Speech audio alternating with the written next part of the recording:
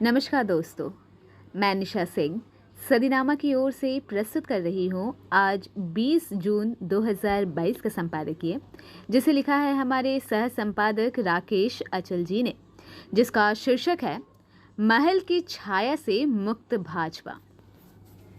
उम्मीदवार की घोषणा करने के पहले काफी चिंतन और मंथन किया जाता है। उम्मीदवार से आशा की जाती है कि वो जीते और कांटे की टक्कर हो। पार्षद का चुनाव का भी उतना ही महत्व है जितना विधानसभा और लोकसभा का है। पक्ष और विपक्ष के बाद भी कहीं कहीं त्रिशंकु लड़ाई होती है तथा निर्दलीय उम्मीदवार भी कभी कभी अच्छे को पटकनी दे देते हैं। ऐसे में ग्वालियर के महापौर पद के लिए इस बार भाजपा महल की छाया से मुक्त है। तो आइए देर ना करते हुए शुरुआत करते हैं हम आज के संपादकीय की, जिसका शीर्षक है महल की छाया से मुक्त भाजपा। खबर छोटी है लेकिन महत्वपूर्ण है। भाजपा ने बड़ी हिकमत अमली से महल की इच्छाओं पर पानी फेरते हुए ग्वालियर में महापौर पद के लिए अपनी पसंद का प्रत्याशी तय कर लिया। ना सिर्फ तय कर लिया बल्कि उसके नाम पर महल की भी मुहर लगवा ली। हालांकि इसकी कोई जरूरत नहीं थी। ग्वालियर में महापौर पद के प्रत्याशी का नाम सबसे अंत में घोषित किया गया है। श्रीमती सुमन शर्मा अब ग्वालियर में कांग्रेस की श्रीमती शोभा सिकरवार का मुकाबला करेंगे। ग्वालियर में 2 साल पहले तक भाजपा के एक छत्र नेता केंद्रीय मंत्री नरेंद्र सिंह तोमर थे, किंतु 2 साल पहले ज्योतिरादित्य सिंधिया के भाजपा में शामिल होने के बाद उनका ये एकाधिकार कम हो गया। पार्टी के अधिकांश फैसलों में सिंधिया की सहमति, इच्छा का भी ख्याल रखा जाने लगा, लेकिन तोमर और सिंधिया के बीच गतिरोध पहली बार महापौर प्रत्याशी को लेकर सार्वजनिक हुआ। पूरे एक पखवाड़े तक ग्वालियर में प्रत्याशी के नाम की घोषणा अटकी रही। इस मसले पर भोपाल से दिल्ली तक विचार विमर्श हुआ, लेकिन फैसला आखिरी वक्त तक अटका रहा। भाजपा ने अंततः संगठन में अरसे से सक्रिय श्रीमती सुमन शर्मा को अपना प्रत्याशी बनाया। सुमन महिला मोर्चा में तो सक्रिय थी, सार्वजनिक जीवन में भी उनकी छवि एक भद्र महिला नेत्री की रही है। उनके ससुर डॉक्टर धर्मवीर भाजपा से 2 बार विधायक और 1 बार महापौर रह चुके हैं। डॉक्टर धर्मवीर खांटी के कांग्रेसी नेता थे। वे आपातकाल के दौरान ग्वालियर जिला कांग्रेस के अध्यक्ष थे और कांग्रेस में महल के बढ़ते दखल के बाद 80 के दशक में कांग्रेस छोड़ भाजपा में शामिल हुए थे। मजे की बात यह कि डॉक्टर धर्मवीर का एक बेटा भाजपा में रहा, जबकि दूसरा बेटा महल के साथ रहा। ग्वालियर में सिंधिया किसे अपना प्रत्याशी बनाना चाहते थे और क्यों नहीं बना पाए, इसकी कहानी लंबी और दिलचस्प हो सकती है, लेकिन अब भाजपा ने फैसला कर लिया है, इसलिए माना जा रहा है कि सिंधिया ने संगठन के फैसले के सामने अपने हथियार रख दिए। वे समझ गए कि भाजपा में पावर सेंटर बनने के लिए अभी उन्हें और मेहनत करना होगा। पार्टी में फिलहाल कोई नहीं कह सकता कि श्रीमती सुमन शर्मा को महल का समर्थन प्राप्त नहीं है, लेकिन सब जानते हैं कि सुमन शर्मा किस खेमे के सहारे राजनीति में सक्रिय है।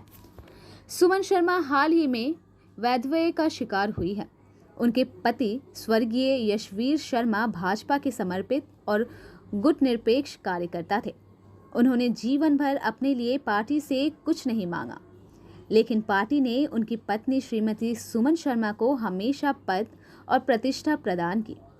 सुमन ने इस बार भी संगठन के जरिए ही अपनी उम्मीदवारी पेश की थी, जो अनेक स्तरों से होते हुए पार्टी है कमान तक पहुंची थी, लेकिन उनके नाम पर ज्योतिरादित्य सिंधिया और नरेंद्र सिंह तोमर में सहमति अंत तक नहीं बनी। सिंधिया की ओर से जो नाम आए वे तोमर को पसंद नहीं थे और तोमर की ओर से जो नाम आए वे सिंधिया को पसंद नहीं थे। पार्टी के पास महापौर पद के लिए महिला प्रत्याशियों की लंबी फेहरिस्त थी, लेकिन महल इस पद के लिए अपना प्रत्याशी चाहता था। आधा दर्जन से ज्यादा नामों पर विमर्श हुआ और बात सुमन शर्मा पर आकर अटक गई। सुमन को कांटा बताने में सिंधिया असफल रहे और हार कर उन्हें सुमन शर्मा के नाम पर अपनी सहमति देनी पड़ी। नाम तो सुमन के अलावा पूर्व मंत्री अनूप मिश्रा और साड़ा के पूर्व पदाधिकारी राकेश सिंह जौदन की पत्नी के अलावा पूर्व राज्यसभा सदस्य श्रीमती माया सिंह का भी लिया गया, किंतु बात नहीं बनना था सो नहीं बनी। तमाम तर्क वितर्क हुए, लाभ हानि बताए गए, तब कहीं जाकर सुमन का नाम घोषित किया गया। महापौर पद के प्रत्याशियों के नाम तय करने में ऐसी ही जद्दोजहद इंदौर और भोपाल में भी हुई, लेकिन ग्वालियर का मामला चर्चित और काबिले नज़ीर बन गया। भाजपा ने इंदौर में भी जो नाम घोषित किया वो संगठन के लिहाज से आम सहमति का नहीं है, लेकिन उसमें कोई कमी भी तो नहीं है। फिर जब एक अनार हो और 100 बीमार हो तो भेषज का निर्णय समझदारी से ही करना पड़ता है। गौरतलब है कि इस बार कांग्रेस ने भाजपा के मुकाबले ग्वालियर में ही नहीं, अन्य शहरों में भी बहुत पहले ही घोषित कर दिए थे। ग्वालियर में मामला विकट इसलिए था क्योंकि कांग्रेस ने अपना प्रत्याशी कांग्रेस विधायक डॉक्टर सतीश सिंह सिकरवार की पत्नी श्रीमती शोभा सिकरवार को बनाया था। डॉक्टर शोभा 2 बार की पार्षद रह चुकी है, साथ ही उनके विधायक पति का अपना आभा मंडल है। वे जुझारू और जमीनी नेता है और विधायक बनने से पहले ही भाजपा छोड़ कांग्रेस में न सिर्फ शामिल हुए, बल्कि उन्होंने भाजपा के ही नहीं बल्कि ज्योतिरादित्य सिंधिया के समर्थक प्रत्याशी को पराजित भी किया था। भाजपा ऐसे में कोई जोखिम नहीं लेना चाहती थी, इसलिए भी फैसला करने में उसे नानी याद आ गई। ग्वालियर में पार्टी की जीत हार में महल की एक निश्चित और सीमित भूमिका से कोई इनकार नहीं कर सकता। इस बार भी यही हो रहा है। कांग्रेस प्रत्याशी के खिलाफ पार्टी में जो कथित असंतोष है, उसको भुनाने के लिए भाजपा नेता सक्रिय हो चुके हैं।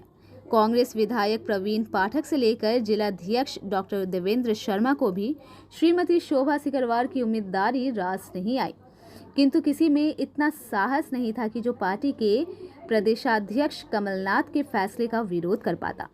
पार्टी के पास वैसे भी कोई दूसरा सबल नाम था भी नहीं जो इस चुनाव में धनबल और बाहुबल के मामले में भाजपा का मुकाबला कर सकता।